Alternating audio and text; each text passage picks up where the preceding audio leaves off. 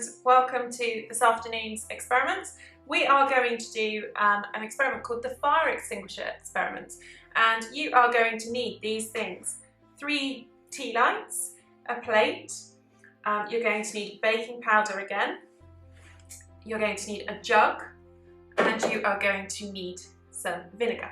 Okay, so this is really important that we talk about fire safety first. Obviously these clips are aimed at parents and carers to do with children, so it's really important that you are thinking about fire safety. Hair is tied back if you have long hair. You make sure that you're really safe with the lighting of the tea candles, and you don't leave children alone with anything that could be lit as well, because it's very dangerous. So the first thing I'm going to do is to use my baking soda or baking powder and pop 5 teaspoons of baking powder into my jug.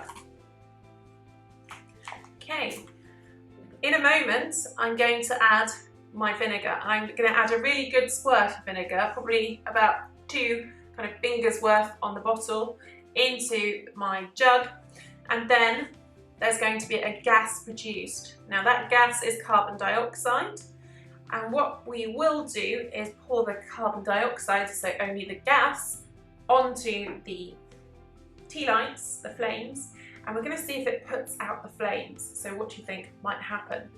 We don't want any of the liquid to come out of the jug, so just to warn you, we're only looking for the gas, so be careful. Okay, are we ready? Is this going to work? Who knows? I can hear the fizzing, so that's our chemical reaction. Let's go. It worked! Woohoo! So, what was the science there? For a fire to remain lit, it needs oxygen. If we are pouring carbon dioxide onto those candles, then it's going to put out the flames. So you might want to have a look at different uses, different fire extinguishers, and link this to fire safety. But it's a really nice, excellent experiment to do. I hope you have a good time.